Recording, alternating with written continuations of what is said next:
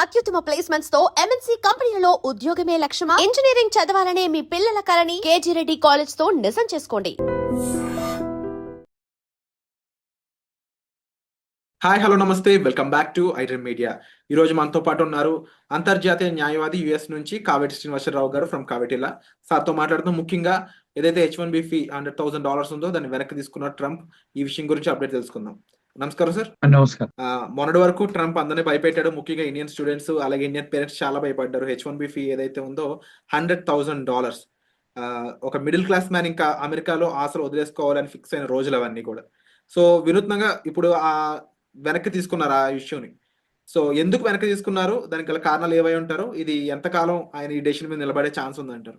ఇప్పుడు first of all ఇది మీరు అన్నట్టుగా వెరీ హాట్ టాపిక్. అంటే వెనక్కు తీసుకున్నాడా అంటే ఇక్కడ ఒక 2-3 క్లారిఫికేషన్స్ ఇవ్వాలండి. ఆయన ఏంటంటే ప్రొక్లమేషన్ చేశారు. ఏమని? ఎవరైతే అమెరికాకు రావాలనుకుంటారో H1B మీద వచ్చే సంవత్సరం నుంచి వాళ్లకు జీతం $1,00,000 కట్టి ఇవ్వాలి.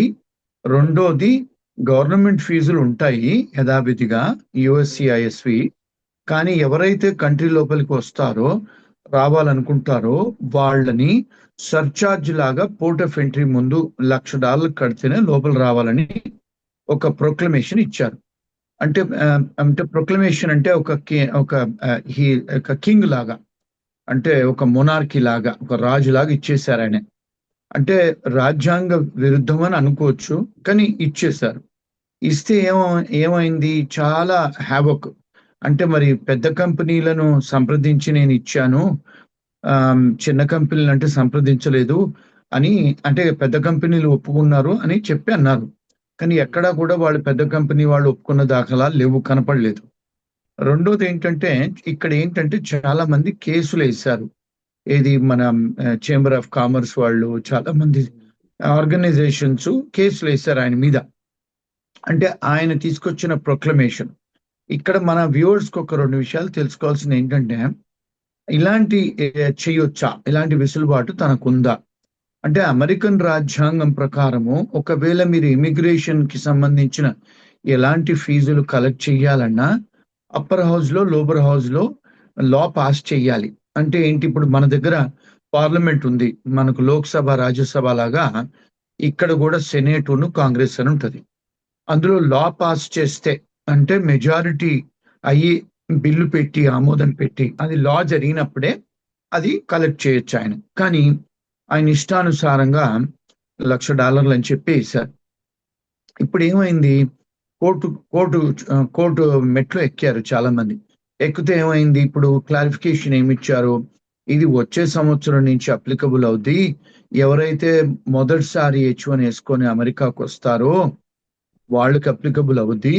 రెండోది అమెరికాలో ఎవరైతే చదువుకోవడానికి వస్తారో చదువుకుంటారో ఇక్కడ వాళ్ళకు ఉద్యోగాలు ఏదైతే వస్తుందో దాన్ని F1 స్టేటస్ నుంచి H1B వేసుకునేటప్పుడు చేంజ్ ఆఫ్ స్టేటస్ అలాంటిది ఏమన్నా ఉండేటప్పుడు దానికి వర్తించదు అని మళ్ళీ క్లారిఫికేషన్ ఇచ్చారు.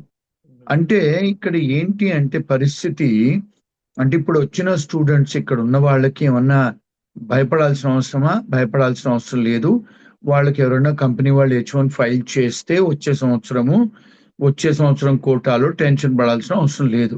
రెండోది ఇక్కడ ఎవరైనా H1Bలో ఆల్రెడీ ఉంటే వాళ్ళు మళ్ళీ H1B పొడిగించుకునేటప్పుడు లేదా మళ్ళీ H1B మళ్ళీ వేసుకునేటప్పుడు, అంటే పొడిగించుకోవటం ఒకటి, F1 నుంచో లేకపోతే వేరే స్టేటస్ నుంచి H1 చేసుకునే వాళ్ళు ఎవరైతే ఉంటారో ఈ దేశంలో ఏ కంపెనీ ఎవరైనా స్పాన్సర్ చేసేటట్టు ఉండేదైతే వాళ్ళకి ఈ రూల్ అప్లికబుల్ అవ్వదు అని క్లారిఫికేషన్ USCIS వాళ్ళు నిన్న కాక మొన్న వెబ్సైట్ లో పెట్టారు వాళ్ళ దాంట్లో.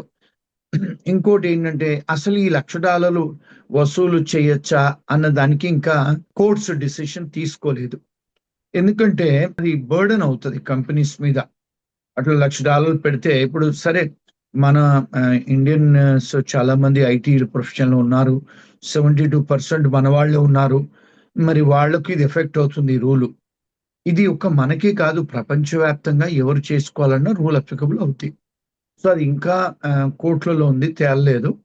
సో దాని గురించి ఆయన ఇచ్చిన, అంటే ఆయన అంటే ప్రెసిడెంట్ గా ఇవ్వరు. ఆ డిపార్ట్మెంట్ వాళ్ళు క్లారిఫికేషన్ ఇచ్చి వెబ్సైట్ లో పెట్టారు. అదండి జరిగింది. అంటే ఇప్పుడు ముఖ్యంగా ఇండియా నుంచి వెళ్ళాలి అనుకుంటున్న వాళ్ళకి, వాళ్ళ పేరెంట్స్‌కి ఎటువంటి ఒక కన్ఫర్మేషన్ ఇవ్వచ్చు అంటారు? లైక్ యూజువల్లీ ట్రంప్ అనే పర్సన్ టారిఫ్స్ విషయంలో ఏం చేశాడంటే, సడెన్‌గా 500% అంటాడు, సడెన్‌గా 50% అంటాడు, సడెన్‌గా 20% అంటాడు.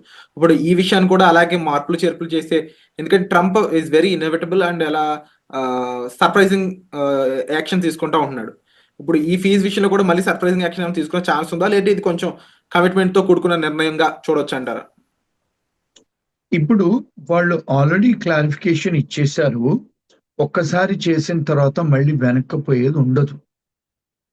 అంటే లాలో దాన్ని కొలాటరల్ ఎస్టాప్ల్ అంటారు. హ్మ్. అంటే ఒక్కసారి మీరు నిర్ణయం తీసుకున్న తర్వాత ఒక జడ్జి గారే గాని, ఒక ప్రెసిడెంటే గాని అలాంటి డెమోక్రటిక్ కాన్స్టిట్యూషనల్ బాడీలో మీరు ఒకసారి ఒక డిసిషన్ తీసుకున్న తర్వాత దాన్ని you are stopped from doing back మళ్ళీ వెనక్కి చేసేదానికి లేదు. రెండోది ఏంటంటే ఇప్పుడు ఇక్కడ ఎవరైతే స్టూడెంట్స్ వస్తున్నారో యుఎస్‌కి వాళ్ళు ఇప్పుడు భయపడాల్సిన అవసరం లేదు. ఇప్పుడు ఆల్రెడీ ఉన్న వాళ్ళు కూడా భయపడాల్సిన అవసరం లేదు. ఎవరైనా కొత్త స్టూడెంట్స్ వచ్చి ఇక్కడి నుంచి ఇక్కడ చదువుకొని, ఇక్కడ మళ్ళా చేంజ్ ఆఫ్ స్టేటస్ ఫైల్ చేసుకొని, ఇక్కడ హెచ్-1 చేసుకునేటట్టయితే ఆ రూల్ అప్లికబుల్ కాదు గనక కొత్త స్టూడెంట్స్ ఎవరైతే వస్తున్నారో లేదా పేరెంట్స్ పంపిస్తున్నారో మళ్ళీ స్టూడెంట్స్‌ని వాళ్ళు భయపడాల్సిన అవసరం లేదండి. అది పేరెంట్స్‌కు మనం ఇచ్చే సందేశం. ఇక ఈ జనరల్‌గా ఈ ఫీజ్ పెరిగినప్పుడు ఒక వర్గం వాళ్ళు అంటే ఇక్కడి నుంచి యూఎస్ వెళ్దాం అనుకున్న స్టూడెంట్స్ వాళ్ళ పేరెంట్స్ కాస్త భయపడడం ఎంతో నిజం ఉంది అందులో. అయితే అమెరికాలో ఆల్రెడీ సిట్యుయేట్ అయ్యున్న పీపుల్ ఎవరైతే ఉన్నారో వాళ్ళు గ్రీన్ కార్డ్ కోసం చూస్తున్న హెచ్-1 వాళ్ళు ఎవరైతే ఉన్నారో వాళ్ళు మాత్రం కాస్త మనకు కొంచెం ప్రాసెస్ త్వరగా అయ్యే ఛాన్స్ ఉంది అని ఒక గుడ్ న్యూస్‌లో భావించారు దాన్ని. రీజన్ వచ్చేసి కొత్త హెచ్-1లు రావు. ఉన్న హెచ్-1లు త్వరగా ప్రాసెస్ అవుతాయి అనేది. మరిప్పుడు అది వెనక్కి వెళ్ళినట్టేనా? అంటే ఇక్కడ ఏమవుతదంటండి, ఇప్పుడు మీరన్నది కరెక్టే. ఇప్పుడు ఇక్కడ చేంజ్ ఆఫ్ స్టేటస్ అంటే ఆల్రెడీ స్టూడెంట్‌గా ఉన్నవాళ్ళు, వాళ్ళకి ఇబ్బంది లేదు. మళ్ళీ ఆల్రెడీ హెచ్-1లో ఉన్నవాళ్ళు, వాళ్ళకి ఇబ్బంది లేదు. అంటే కొంత కొంత కొత్త హెచ్-1స్ బయట దేశాల నుంచి ఎవరైనా తేవాలంటే వాళ్ళు రారు, చెయ్యరు వీళ్ళు. కంపెనీస్ చెయ్యరు, ఏం చేయరు. మరి అలాంటిది అయినప్పుడు ఒక బయట ఒక మెసేజ్ వెళ్ళిపోయింది గదా!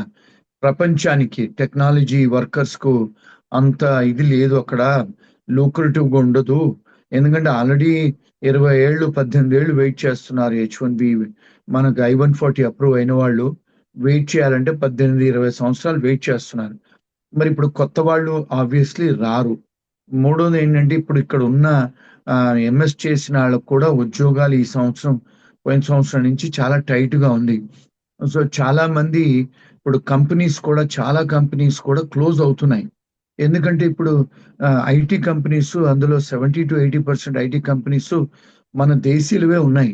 అవి నడవనప్పుడు మరి చాలా కంపెనీస్ ఏం చేస్తున్నారు, ఉద్యోగాలు లేవని చెప్పి స్టూడెంట్స్‌కే గాని, హెచ్-1బీ వాళ్ళకే గాని వాళ్ళ వీసాలు క్యాన్సెల్ చేస్తున్నారు. కంపెనీస్ కూడా క్లోజ్ చేసుకుంటున్నారు. అంటే కొత్త హైరింగ్ లేదు. పాత వాళ్ళ నుండి నడపాలంటే మరి టాక్సులు కట్టాలి గదండీ! సో, ఇదొక బ్యాడ్ టైమ్ అని అనుకోవచ్చు. అందుకని కొత్త వాళ్ళు రారు. మీరన్నట్టుగానే మరి పాత వాళ్ళకు తొందర ప్రాసెస్ అవుద్దేమో అని అనుకుంటారు. అంటే అంత ఈజీగా ఏం లేదు. ఎందుకంటే మన ఇండియన్స్‌కి, ఫిలిపినోస్‌కి, చైనీస్‌కే గాని, మెక్సికన్స్‌కే గాని 15, 20 సంవత్సరాల వెయిటింగ్ పీరియడ్ అండి. అవును. అంటే ఏ కేటగరీ ఆఫ్ వీసాలోనేనా అంటే ఈబీ-1 అంటే సీఈఓస్ అనుకోండి అది. ఈబీ-2, ఈబీ-3 అదర్ వర్కర్స్. అంటే ఈబీ-2 అంటే ఎవరైతే మాస్టర్స్ నుంచి వచ్చి పెట్టుకుంటారో గ్రీన్ కార్డ్‌లు. ఈబీ-3 అంటే ఎవరైతే బ్యాచిలర్స్‌తోని పెట్టుకుంటారో, ఇప్పుడు నర్సెసే గాని, అలాంటి వాళ్ళు స్పీచ్ పెథాలజిస్ట్‌లు, ఇంజినీర్స్, ఆర్కిటెక్ట్స్ ఒకవేళ వాళ్ళు బ్యాచిలర్స్‌తోని పెట్టుకుంటే వాళ్ళందరికీ కూడా హెచ్-1బీ నుంచి గ్రీన్ కార్డ్ చేసుకున్న వాళ్ళందరికి కూడా 18-20 సంవత్సరాలు వెయిటింగ్ పీరియడ్ అండి. అంటే మరి ఆబ్వియస్‌గా మరి కొత్త వాళ్ళు రానప్పుడు మరి పాత వాళ్ళు ఉంటారా? చేయించుకుంటారా? రెండోది. మూడోది కంపెనీస్ కూడా ఇప్పుడు మనకు స్పాన్సరింగ్ చేసిన కంపెనీసు మీ గ్రీన్ కార్డ్ టైమ్ వచ్చే వరకు లేవనుకోండి. మరి వాళ్ళకి పోయినట్టే గదా! గ్రీన్ కార్డ్ పోయినట్టే గదా! అంటే అంటే క్యాండిడేట్స్, ఎంప్లాయీస్ ఉండాలి దేశంలో. వాళ్ళ గ్రీన్ కార్డ్ వచ్చే వరకు. కంపెనీస్ కూడా వ్యాపారం చేస్తూ ఉండాలి. మరి కంపెనీస్ కూడా క్లోజ్ అయిపోయి అక్కడ పనిచేసే వాళ్ళు గూడా వెళ్ళిపోతే ఆబ్వియస్‌లీ అవి ఆ ఏదైతే కోటా ఉంటుందో నిండదు కదండి, గ్రీన్ కార్డ్ ఇచ్చే కోటా కొంత బెటర్ అవుద్దని నేను అనుకుంటాను. అంటే ప్రాక్టికల్ ఇదంతా రీజనింగ్, అంతేగాని లాజికల్ రీజనింగో లేకపోతే లీగల్ రీజనింగ్ కాదండి. అంటే మనం అంటే అనుభవపూర్వకంగా చెప్పేది. ఇలాంటివి జరిగితే కంపెనీస్ క్లోజ్ అయినప్పుడు, లేకపోతే ఎంప్లాయీస్ తీసుకోకుండా వెళ్ళిపోయినప్పుడు, వేరే కంట్రీస్‌కి వెళ్ళిపోయినప్పుడు ఆబ్వియస్‌లీ అక్కడ కొన్ని వీసాలు అవైలబుల్ ఉంటే గనక వాళ్ళు సర్దుబాటు చేస్తారు ఉన్నవాళ్ళు. Thank you so much sir. Information మాకు బ్రీఫ్‌గా అందించినందుకు. అలాగే నెక్స్ట్ ఎపిసోడ్‌లో I-140కి సంబంధించిన కొన్ని విషయాలైతే క్లియర్‌గా మనం కావేటి సార్ నుంచి తెలుసుకుందాము. And for more videos, Please subscribe to iDream. Please subscribe to iDream. Please subscribe iDream. And please subscribe to iDream. For more videos, subscribe to iDream. please like, share and subscribe to the channel. Congratulations, iDream. Subscribe to iDream. Subscribe to iDream. So subscribe to iDream Media. iDream की iDream team अंदर की huge congratulations. Please subscribe iDream Media. Please subscribe to iDream. Subscribe iDream. Please subscribe to iDream. iDream అంటే నా కళల channel subscribe చేసుకున్న నోరు తిరుగుతలేదు, మీరైతే గంట గుర్తు కొట్టండి. For more such videos, please subscribe to iDream. Subscribe to iDream. Please subscribe to iDream. Please subscribe iDream Media. Please do subscribe to iDream. Please subscribe to iDream Media. For best entertainment and information, please subscribe iDream. And don't forget to subscribe to iDream.